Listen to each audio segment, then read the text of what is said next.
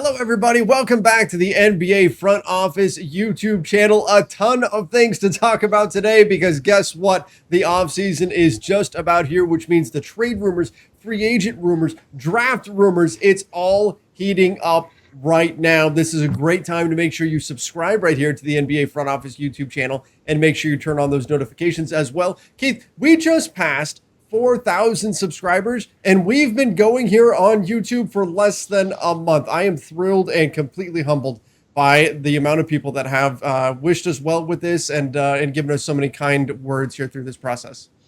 Yeah, I'm thrilled, humbled by it, but now I want five. I want five.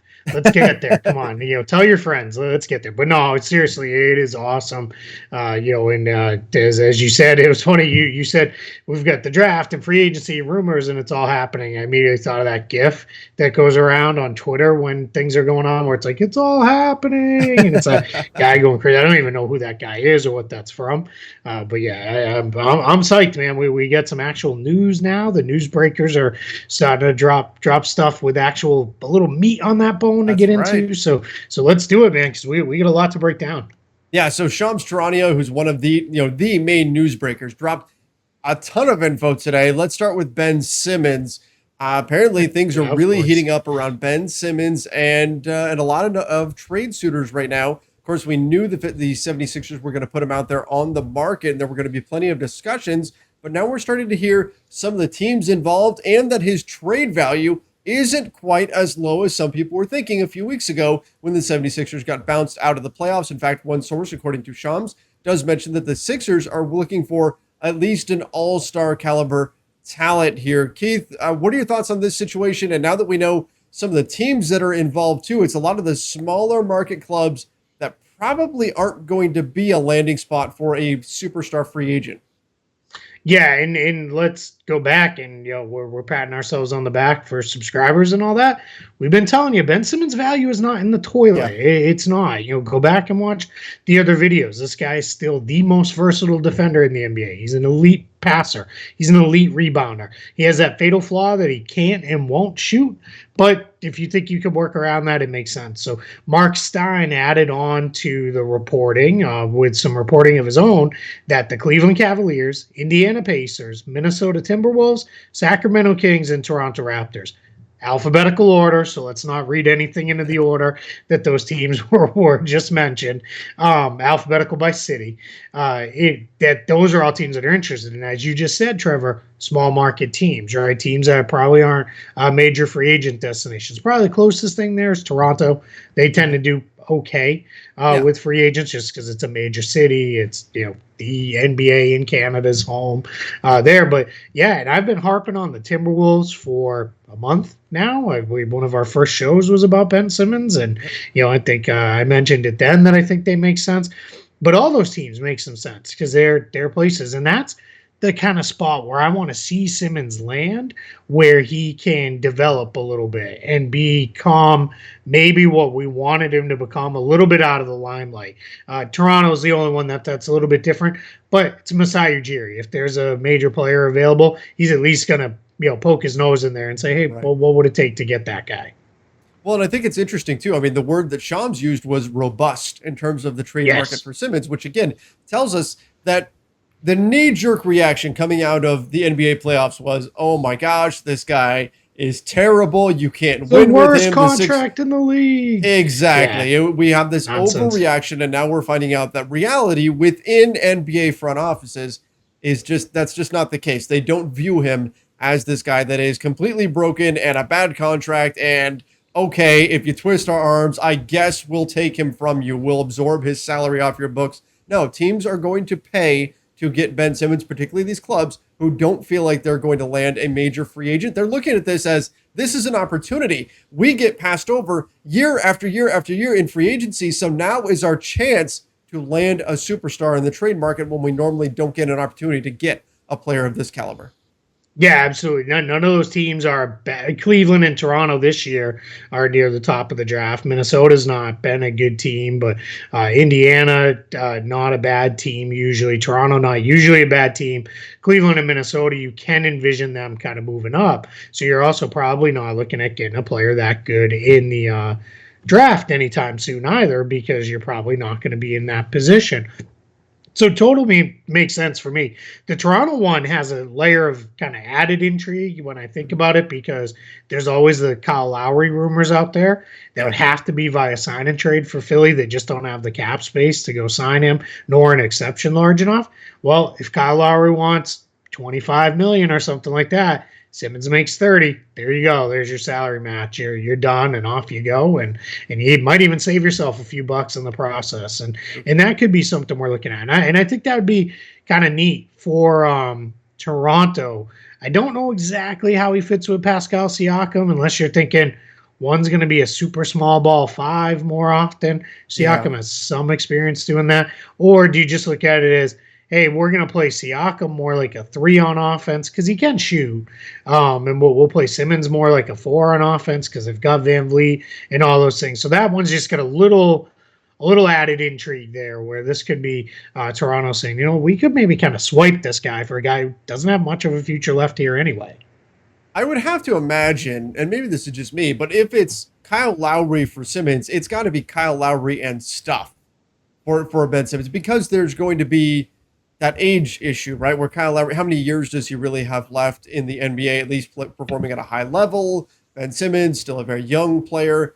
I would think Toronto would have to add things to that to beat out some of these other franchises. But I mean, you never know. In the NBA, never say never. Yeah. It seems like every time we look at a contract and we just say, oh, nobody's ever trading that, or that's never going to happen, it happens. Yeah, John Wall for Russell Westbrook. There it is. There's lesson 1. Russell Westbrook for Chris Paul. Right. Lesson 2, Russell Westbrook for whoever he gets traded for this summer. Lesson 3, because apparently that's what we do with Russell Westbrook now, is he gets traded. But yeah, no, I'm with you on that one, to the extent of that it's not going to be 4. That would be too much. Lowry and 4 would be too much, but maybe you give a future first. And the challenge for the Raptors is they don't have a whole heck of a lot. They're pretty top heavy roster, talent wise. It's not top heavy, title contender top heavy, but it's there's a pretty big gap between their best players and their next best guys. So that part.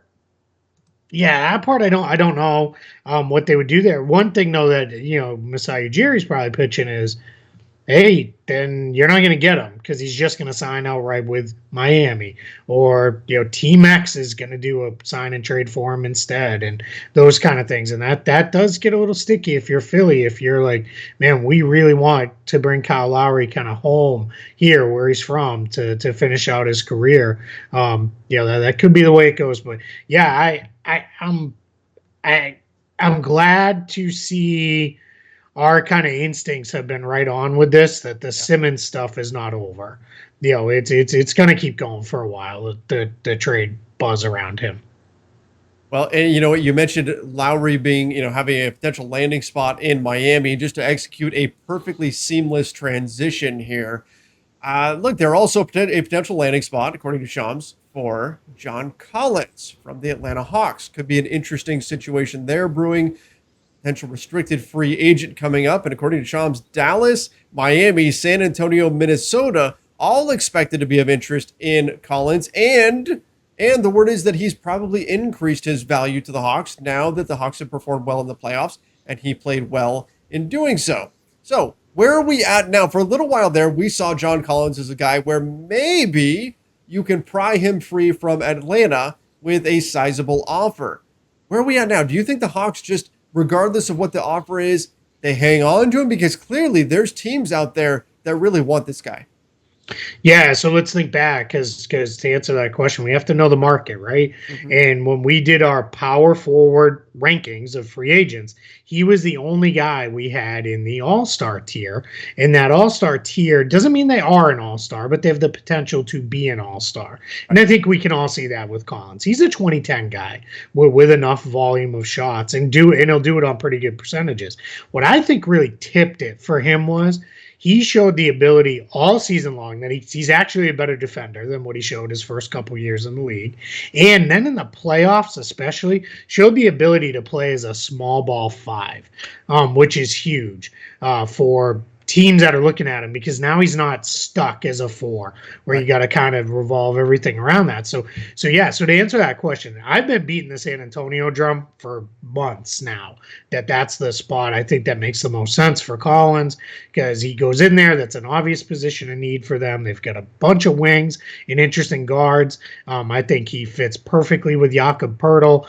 You sign a couple veterans and that team's right back in the mix there. Miami, that one, sure, right? Hurts a division rival. He fits next to Bam Adebayo. Bam is the better version of Clint Capella, I guess is the best way to put that. It's good. You get a decent point guard in there too, and that's it. Now they're not going to do a whole Collins and Lowry and stuff. They don't have that kind of spending power. Right. But yeah, that gets really interesting. Who were the other two teams on the list? We had Dallas, Miami, San Antonio, and then Minnesota. And I would imagine that would be a scenario where they don't pull something off for Ben Simmons. They could focus a bit more on John Collins. And I like that pairing of Karl-Anthony Towns and John Collins. I like the John Collins part. I don't like anything that they can give back to Atlanta. Atlanta then would create a hole at power forward. And the thing that Minnesota's rich in right now is really two guards. And that's the last thing Atlanta needs is another two guard. You've got Herter, Bogdanovich.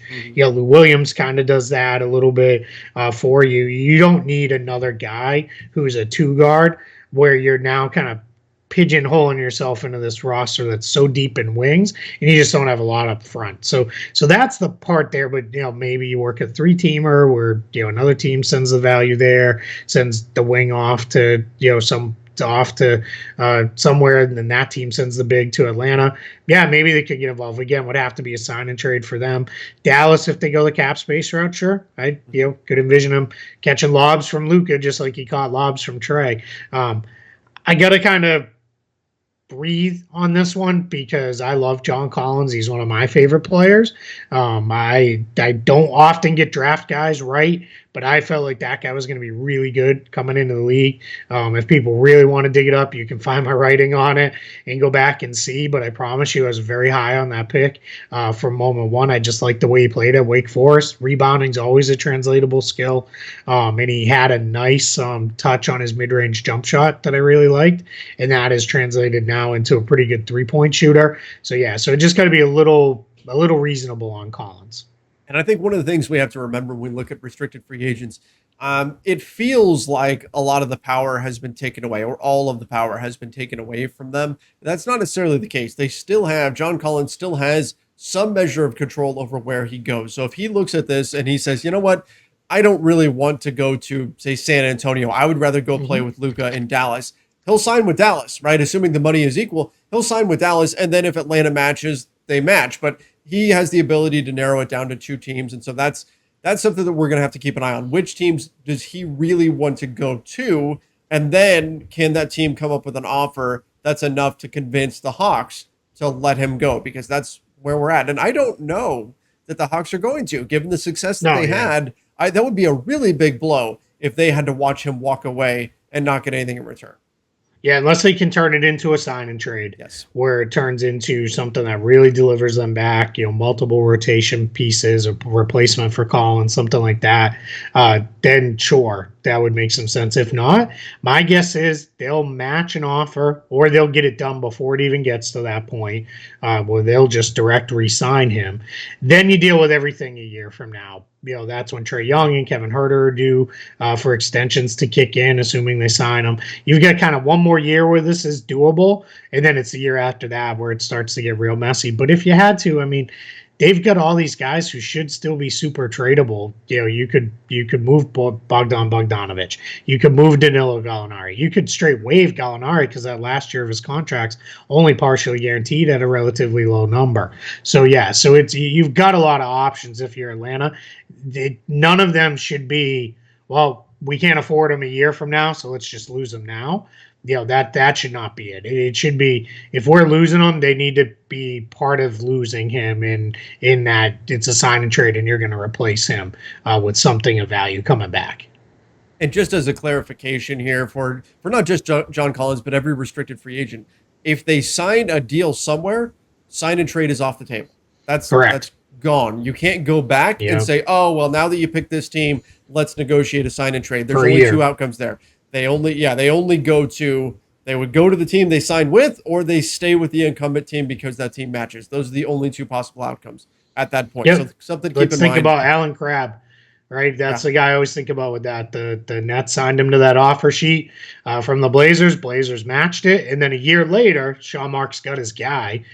Why I still don't fully understand, but he did. But he really wanted him. He went out and traded for him a year later. So and I do know why. I mean, but that's a whole other. When we start doing history of trade shows, when we got nothing else to talk about, we can talk about that one. We got a lot more news to get into. Yes, now is not the time for that for sure. But although I'm sure there will be a day.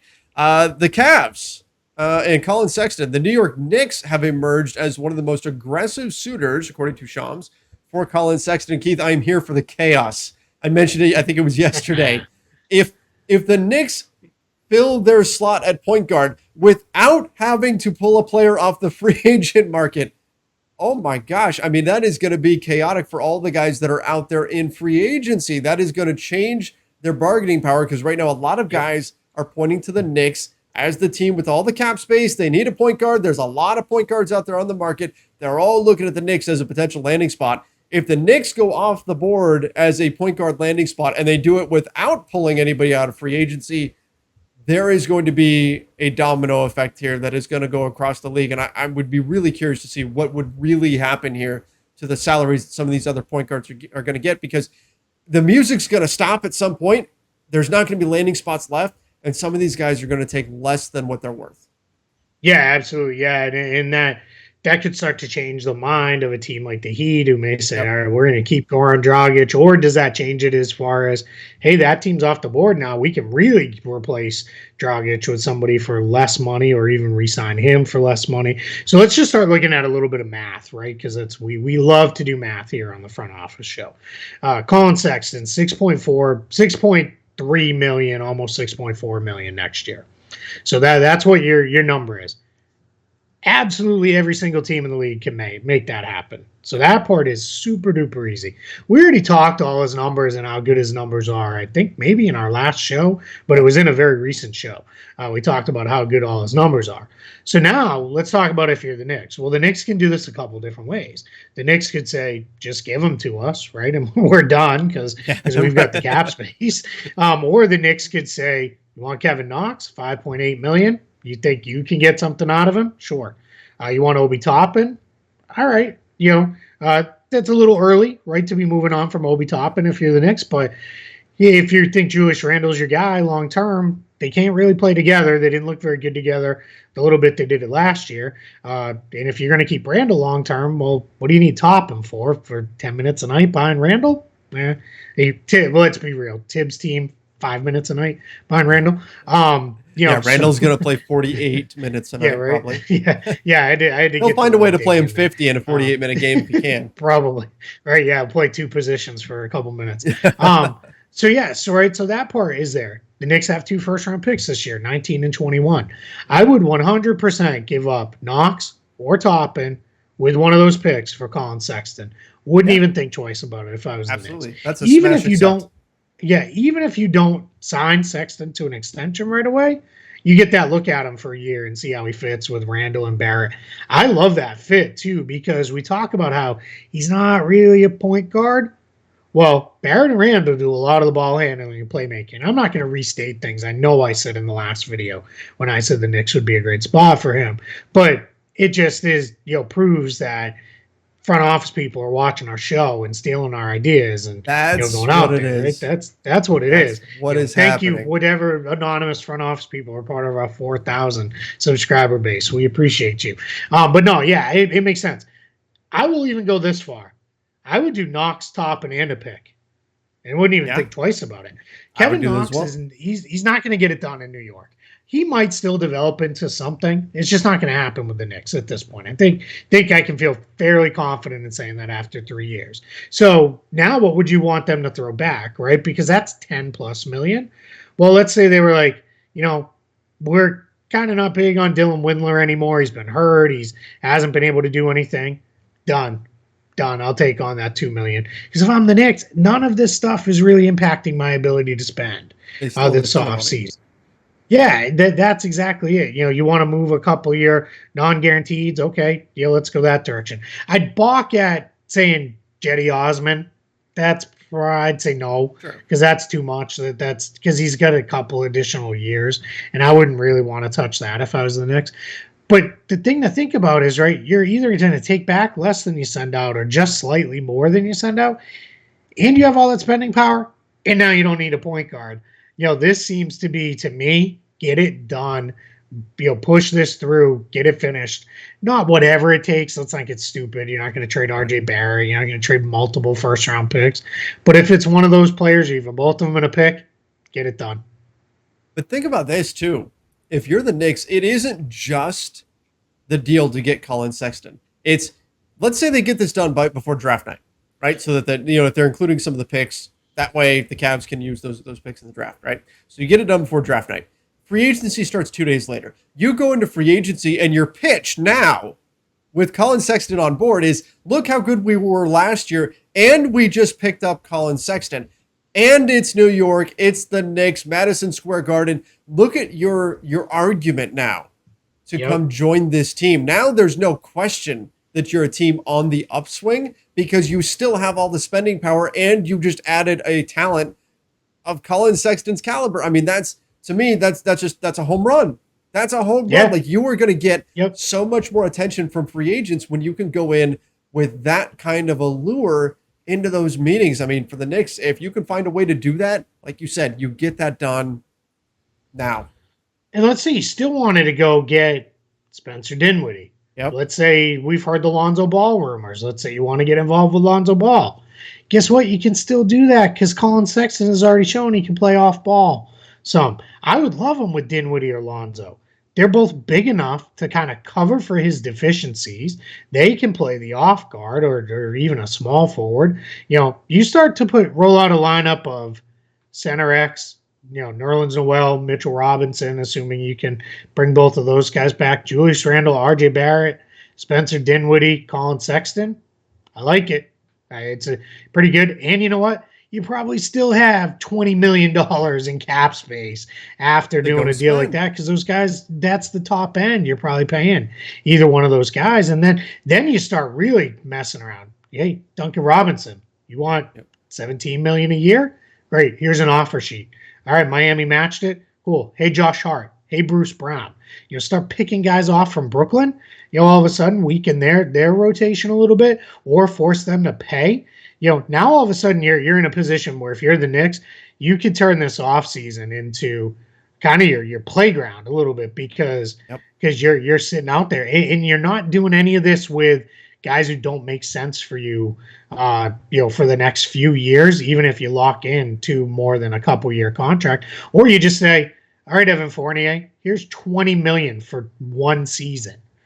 Come here and fill out some rotation minutes for us or whatever it is. You can either go, long-term with young guys, or you could go, short-term with older guys and really have all kinds of optionality. See, Keith, I'm excited for the Knicks right now. Like, if they pull this off, this could be the Knicks summer, right? Like, you get this done, this could be the first step towards a massive summer. How funny would it be if it was the Knicks summer, the summer where there are no major free agents? Right? Like, that would just be absolutely hilarious. But wouldn't that be proof, though, that they were not doing Knicksy things anymore, like the things 100%. That we think of? If the summer that there's no major free agents out there, they figure out a way to land a trade for a potential star player who's young, and that springboards them into a very successful offseason in terms of signing some of the role player free agents. I think that would be a great move for them. Yeah, and that leaves you in position likely to still be a player in 22 and 23. When there are going to be major free agents. And now we've got these young guys. Barrett and Sexton are really ready to win. We've still kind of got Julius Randle. We'll figure out a way to keep him around. We've got all this flexibility. Yeah, it is. It's funny how one offseason of just being patient has changed everything for the future of that franchise compared to where they were. It's just it's really kind of cool. Like I think this is one of the bigger stories that's not getting talked about enough. That hey, this team is finally starting to figure some stuff out and play really really smart. And I think we all forget because there's history and stuff with James Dolan. James Dolan is not afraid to spend money. He has never been afraid to put start signing checks. So when it comes time to start signing checks on the right guys, if his front office is there, he's certainly going to do it because he had no problem signing checks on a lot of wrong guys over the years. Yes, that is for sure. But it seems like the clouds are finally parting for the New York Knicks, and if they're able to pull off this Collin Sexton deal, man, it could be a really nice offseason for them. The Houston Rockets, they are pushing hard to get the number 1 pick from the Detroit Pistons. I don't know if they're actually going to be able to get that away from Detroit or I don't know how they do that. Yeah, that's the thing. Like they could say, hey, we really want the pick, but if they don't have the assets to really go get it. It's got to be those future long-range Brooklyn picks, right? I mean, what else are you going to add in there? Because it wouldn't make sense to trade Kevin Porter Jr. That doesn't make sense. He's your best young asset. There's not it doesn't make sense. I mean, the Pistons aren't going to go just reacquire Christian Wood. That certainly wouldn't make any sense, right? That doesn't, that's kind of silly. And then after that, what do you have? It's the 2 pick and not a whole lot else as far as Eric what Gordon would entice Detroit. They want to move Eric Gordon's contract, right? Yeah. That's got they want to move. Yeah, let's talk that because that went all around Twitter this morning. Yeah. People were getting all worked up, and 99% of it is people just getting their jokes off. I think that probably should have been 2 separate sentences. Yes, The Pistons are also trying to move Eric Gordon, and or the Rockets rather. And you know what? I think the Rockets are going to move Eric Gordon this offseason because somebody make sense on the team anymore. No, somebody when the musical chairs stop and they're like, man, we still really need a wing and we need some shooting. They're going to talk themselves into, hey, we'll trade for Eric Gordon. Right. I mean, if he gets healthy, I mean, that feels like that's the Eric Gordon story, right? When you write the biography about him, if he could have stayed healthy, he can shoot and he can score, but the problem is he's healthy for about a week at a time and then out for, 3 weeks out of whack. Yeah, and that's just it. Like Eric Gordon, if he could stay healthy, he could still shoot the 3 really well. There's some teams that he could certainly help, but big contract. I don't think he's going to be part of. I mean, with 99% certainty, he's not going to be part of any kind of a push to get the number 2 or the number 1 pick in the draft. Even if you're including the number 2 pick, you're not getting up to the number 1 pick by including Eric Gordon. If anything, you're taking away from the value of that package. So those are 2 separate things. Yeah. I don't see, look, based on the reactions that I've seen, and front offices do not always operate the way their fan bases want them to, but based on the reactions I've seen all over the internet from Pistons fans, they would be beside themselves if the Pistons traded this pick. They do not want to see that happen. I will also say, 100% agree with that, and they shouldn't, right? And I went through that the other day on one of our shows where why you wouldn't, because you already drafted 3 young guys last year. You don't need an overwhelming amount of young players. You need good players now. Now you should be transitioning into getting good players. You can get a great player in Cade Cunningham. But Rockets fans I've also seen saying, just stay where you are and take Jalen Green. We're happy with that. Just do that. We're good. Because I don't think they want to pay the ridiculous sum it would cost to move up to get Cade Cunningham. So, yeah, I think Rockets fans would have loved to stick at 1 and get Cunningham. They didn't, so I think they're perfectly happy to go. Oh, breaking news. You want to do a little breaking news? Let's do it. Clippers just shared Kawhi Leonard had surgery to repair a partially torn ACL. I mean, it doesn't surprise me. Like, Keith, during the playoffs, when the Clippers wouldn't put out there what the injury was, and you and I talked about this, like, what is the injury? Why? What's the deal? Like, this is the NBA. This is not the NHL, where suddenly you'll hear, like, oh, it's a lower body injury, and they're very vague. Like, the NBA, we know what the injury is within a few hours of the injury. And the Clippers were keeping it very, very quiet about exactly what was going on, trying to keep it a mystery about whether or not he would play. Now I think we can say with some certainty that, okay, maybe they couldn't get an MRI, maybe there was swelling and things like so. There was a little bit of uncertainty there. But now I think we can say at least some of what motivated the Clippers was gamesmanship in order to keep the Suns guessing as far as whether or not Kawhi would play, because that's obviously an injury that you were not playing through. Yeah, absolutely. So that makes sense now. Why? Yeah, I think a lot of that was probably gamesmanship, right? I think it was probably initially it was, all right, we got to wait for the swelling to go down. Yes. We got to do all the stuff that goes with that. But yeah, then the rest was, all right, we're just not going to give forget the Suns. We're not going to give them any benefit of the doubt on knowing that he's going to be out. Why give that up? Question for me now becomes, and guys, we're reacting to this completely on the fly here, completely unprepared to do this. So Kawhi scheduled to got a player option for $36 million this offseason. My guess is he still declines that, right? We saw KD got paid, Klay Thompson got paid, guys still get paid. These are not career-ending injuries anymore. But the question becomes, does that make it more likely that it's the Clippers? Because let's use the Knicks, because we've been using them as kind of the big cap space team. Could you imagine if that's how you finally spend and then you can't get back? That's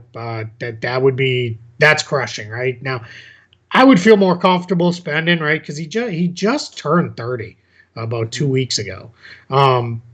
Kevin Durant came back from an injury that's ended many careers. Absolutely. Came back fantastic. Maybe was arguably, had he been healthy all year, the best player in the league. That's a debate we could have, but he was right up there.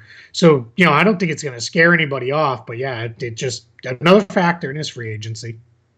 I mean, I look at it like this. So you're telling me that Kawhi goes to the Knicks and he says, assuming he speaks, he says, I want to go to your team. You think they're really going to go, well, but you're dealing with this ACL thing, so we're going to pass?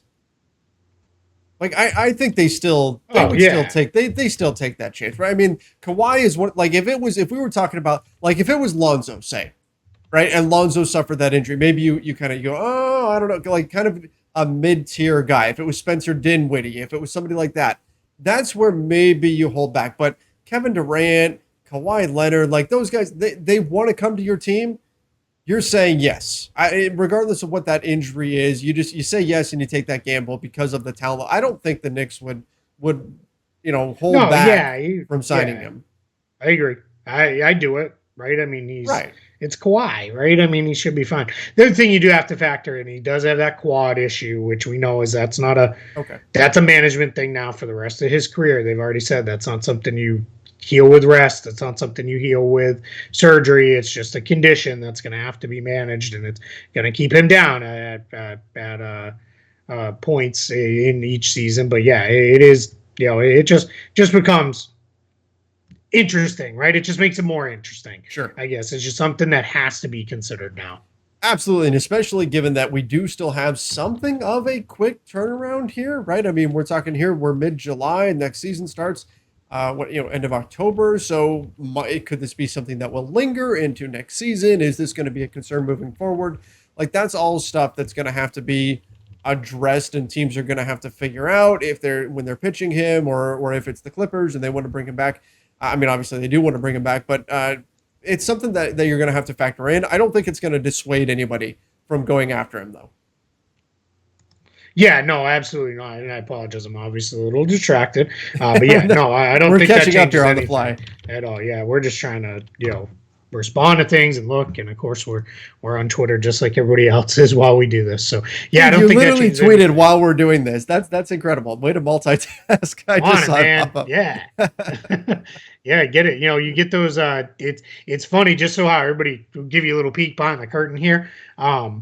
This one came, the Clippers announced this direct. So don't let any other wording fool you. Nobody got a scoop on this one. It came out. Everybody got it at the exact same time. That's why you saw everybody put it out there within 20 seconds of each other. A lot of times it's just about who types the fastest, or who has the best internet or best phone connection or whatever it is. But this came from the Clippers. The Clippers announced this direct. It wasn't a scoop or anything, but it got announced on a private Twitter account that you can't retweet. So that's why everybody is kind of packaging it the way they are. So little peek behind the curtain. All right, good stuff. And I Yeah. think that about wraps things up for today. We are going to have some stuff on Lonzo Ball, and we're going to do that in our next video. So make sure you're on the lookout for that one. But obviously, we went over a lot today, a lot of stuff going on in the NBA. Make sure you do subscribe right here to the NBA Front Office YouTube channel, and don't forget to ring that notification bell. We said it's the off season. Crazy things are going to start happening, obviously. So make sure you're subscribed, turn on those notifications, stay in the know because we are going to be breaking everything down every step of the way. Till next time, everybody. See ya and stay safe.